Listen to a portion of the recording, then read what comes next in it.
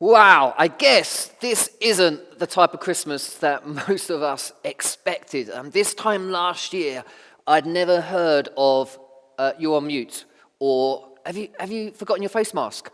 These things never even entered our head or our vocabulary, and there's been so much change in this year. But Christmas is upon us, and I know from us at Kintsugi Hope, we want to wish everyone listening to this a really, really happy Christmas, and we really appreciate everyone's support.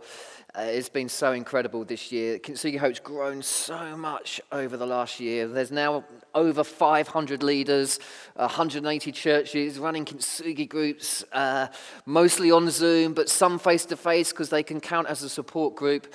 And so people are getting support in their emotional mental health. About a third of the people in the groups are from non-faith. And there's just been some beautiful stories. In fact, today I had a story about someone who was so low, lost job, low mood, having suicidal thoughts, just going back to work because his confidence after 6 weeks of being in the group has just skyrocketed. So it's really encouraging to see what God is doing at this really, really challenging time. And we also have just produced the Kintsugi baubles. Yes, they have hope written on them. I don't know if you can see that. They're absolutely beautiful and gold ribbon.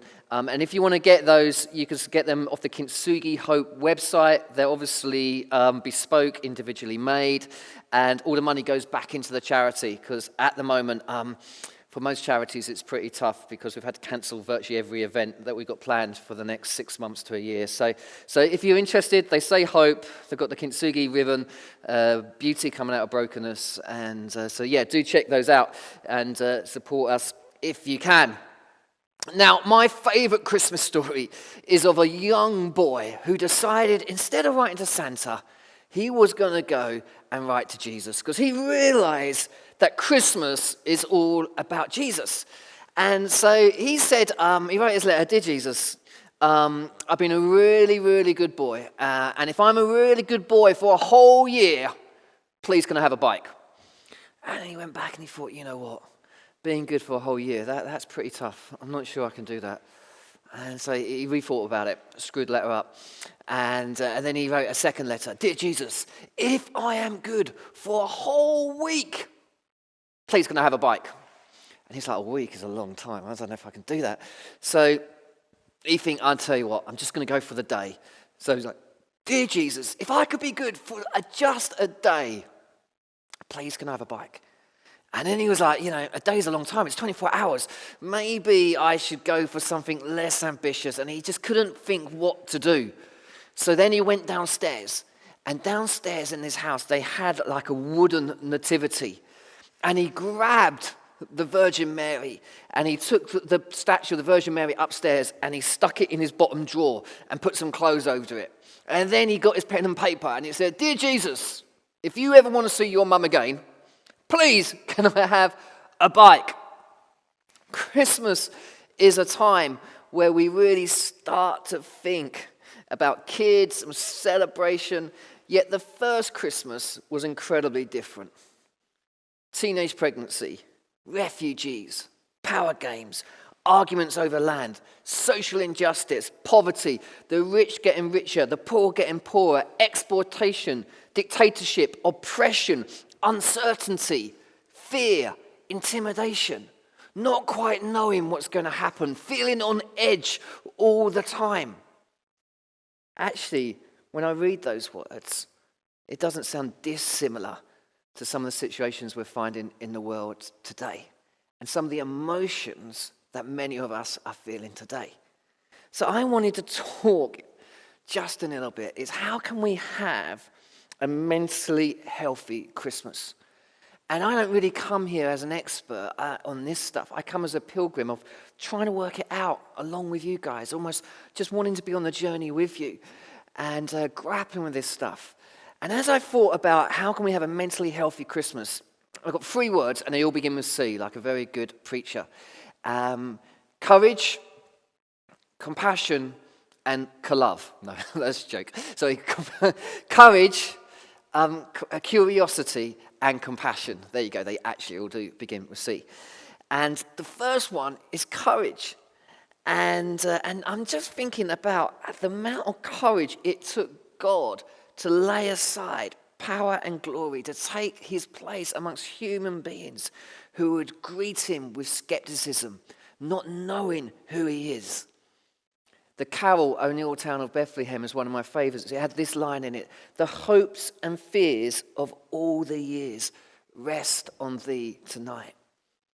You may have heard me say this before, that courage and vulnerability are the same thing.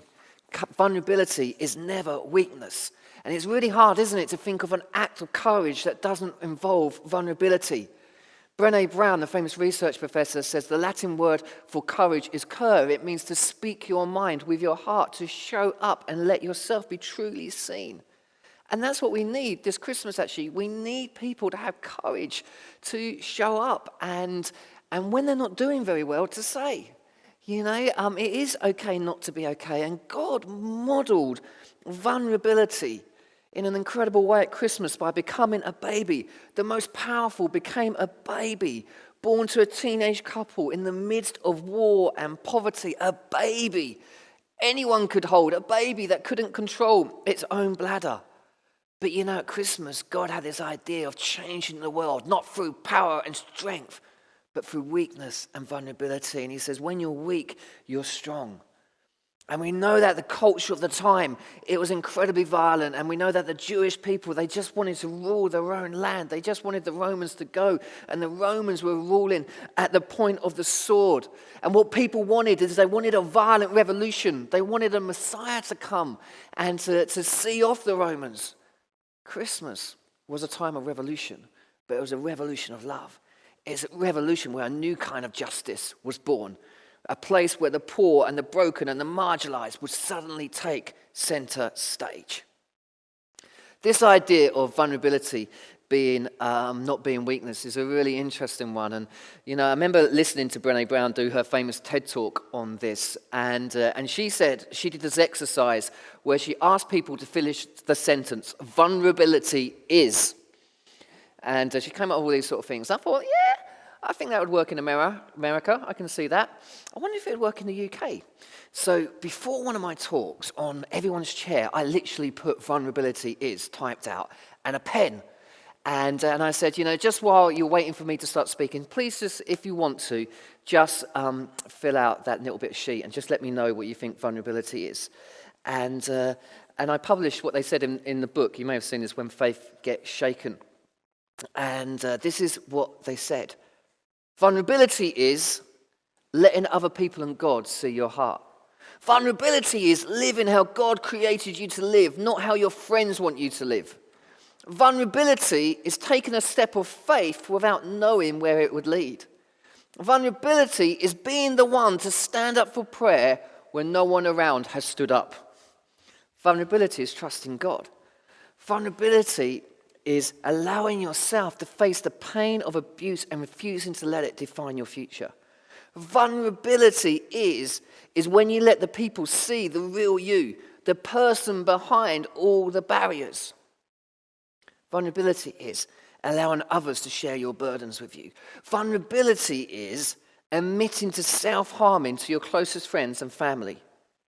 Vulnerability is not being afraid to have an opinion. Vulnerability is standing by your brother's bed, having been told he's going to die, yet believing God has the power to heal, so hoping and praying for that healing. Vulnerability is letting people see you cry. Vulnerability is looking in the mirror and not trying to change what you see. I think that one is incredible. This Christmas, we need courage. We need vulnerability. Jesus was born away from home, no midwife, no family present, in a dark cave in Bethlehem. Philip Yancey says this: today, as I read the account of Jesus' birth, I tremble to think of the fate of the world resting on the response of two rural teenagers. Please, we need to have courage. Courage and vulnerability are the same thing.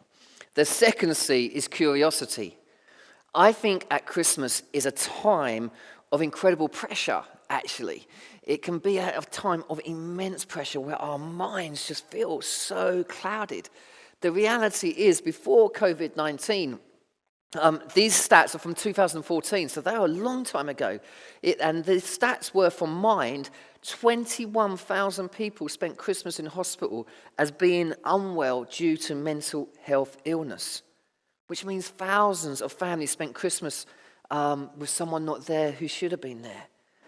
Mind's poll revealed that 76 people had problems sleeping at Christmas. 60% had experienced panic attacks over the Christmas period. And the reasons people gave for struggling at Christmas included going into debt, 41%. 83% felt lonely. And 81 said Christmas is just too stressful. The reality is there are so many plates to spin. And sometimes it can feel really, really hard. And so we can start feeling really negative about ourselves.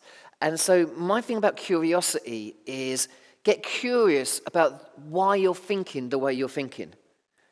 So if I could give you one piece of advice around thinking, it's this. Don't believe everything you think. Your mind isn't always your friend. You know, you may have heard me use this illustration before, is if you can imagine your thoughts as trains coming into a railway station, like the Underground, for instance. And, you know, you can let that train come and, you know, sometimes people say if you get a negative thought, you just need to rebuke it in the name of Jesus and smash it with a few Bible verses. Well, the reality is we all know the more you try and think about something, what happens? The more you don't try to think about something, what happens? You think about it, don't you? You think about it even more. You know, I try and do it like now. I don't want to think about chocolate, and I'm finding that quite hard. And the thing is you can go to that train. You're not coming here in the name of Jesus. The train's going to come in every 2 minutes. What taking captive every thought means is it means that you stand there and you decide not to get on the train. You decide not to let the train take you into that dark, dark place where it's really desperate and isolating. Particularly at Christmas time. Or if you get in there and you start thinking negatively, get off at the next station. And so it's a very short thing. You know, it's the reality is your mind isn't always your friend. Susan David, who's become a little bit more of a hero of mine, she wrote a book called Emotional Agility. And she talks about that our emotions are really, really important data that tells us often something is wrong. But emotional agility is the pause when we get curious about what they're trying to tell us and how we should respond. It's a bit like, if you imagine a chessboard, sometimes you can see yourself as one piece on the chessboard with one option, one move. Or you can take the bigger look and see the bigger picture and realize as you look at the chessboard, there are lots of possible moves. There isn't just one option. You are not just a piece on the chessboard. And emotional agility recognizes emotion as important science, and it allows us to examine the emotions rather than responding straight away. We can make decisions about the way we want to react that will lead us to the life that we wanted. Emotional agility for me is around getting comfortable being uncomfortable. It's realizing that actually life isn't brilliant, and that's okay. I love this quote from Susan David. I think it's beautiful. It says this: life's beauty is inseparable from its frailty. One of the greatest human triumphs is to choose to make room in our hearts for both joy and pain, and to get comfortable being uncomfortable. That's what getting curious is all about, is realizing that our thoughts don't have to be our friends all the time. You know, we have to be able to get curious about what we're thinking about and ask ourselves why, particularly when it's really pressured at Christmas time. And then the third C is compassion. And I remember when I was going through a really tough time, I went to this counselor and explaining all the things I had to do and the reasons why I wasn't doing good enough and I wasn't enough and, you know, I should be okay, I ought to be better, or I must be stronger, and had to pull myself together. And, you know, why am I moaning when there's so many other people that got it so much worse off than me, and all this sort of stuff, and gave this massive list. And she said, I think, Patrick, you need to show yourself some self-compassion. And I was like, yeah, I'm not really into bubble baths and candles, you know. And she looked at me, she was like, I think you've misunderstood what self-compassion is. Because self-compassion is talking to yourself the way that you would talk to your best friend. It's treating yourself with kindness. It's not about giving yourself endless pleasure. More biscuits, more wine. In fact, many of the ways we show kindness to ourselves make us feel guilty in the long run and actually could be quite dangerous. True compassion, talking to yourself the way you would talk to your best friend. What does your friend need? Well, your friend who's struggling probably needs encouragement, understanding, empathy, patience, and gentleness. So often we say things to ourselves that we would never dream of saying to someone we don't even like, not alone someone we love. Compassion actually means, throughout the Bible, it means to suffer with, to be conscious of another's distress and to have that desire to alleviate the pain. So self-compassion means being able to do that for yourself. I remember when I was having a particularly bad day, my friend sent me a text, and it was like a WhatsApp, and it said this on it. Note to self, the plan is this. You do what you can when you can, however you can, whatever you've got. And if you can't, you can't. You rest until you can again. You give yourself kindness so your pockets are full and you can reach in and pull out a fistful to offer folks you meet along the way. Self-compassion isn't taking the easy way out. It's giving ourselves kindness so we can give kindness to others. And I don't know what it is, but at Christmas, that inner critic, I often try and imagine what my inner critic looks like. What does my inner critic sound like? But it seems to be louder. It says, you've got to try harder, you've got to be better, you've got to be all things to all people. We've got to listen to an alternative voice. How about this for an alternative voice at Christmas? Let me be an alternative voice for you. You're doing the best you can. Making a mistake doesn't make you human. Struggling doesn't mean you fail, it makes you a human being. No one is perfect. It's okay not to be okay all the time. It's also okay that not everyone likes you. Everyone is allowed a bad day. Accept your limitations. Sometimes I think in the past, particularly in Christian culture, we've sort of had this sense that we have to sacrifice everything. And don't get me wrong, I hope that I'm self-sacrificial in my life. But I remember bouncing around to songs like History Makers and Going to Change the World. And I love those songs in some ways. But I've got to realize that actually it's Jesus who's the hero, it's not me. It's Jesus who's the rescuer, it's not me. It's about pointing people to Jesus, because otherwise we just burn ourselves out trying to do everything. And the whole image of Kintsugi is saying that beauty comes out of brokenness. A beautiful building, 2 Corinthians, that talks about treasures in jars of clay. It's a beautiful thing that the pots were made to be fragile. They were made to be broken. So when you put the light in, the light could shine through the cracks. And it is weird, isn't it? We're made to be fragile. We're made to be vulnerable. We're made to be human, to share in that. Because if we're broken, what it says is actually there's more chance of God using us because we don't get in the way. So this Christmas, please remember the 3 C's. Courage, curiosity, compassion. Because Christmas is a time where God decided, you know what, I'm going to get involved so people know that they're never on their own. Often people say the most common question you get is, where is God where there's suffering? Well, Christmas is the answer. He hears the cries of his people and decides to get involved, not from a distance, but as a human being, to bring a revolution of love, a revolution of kindness.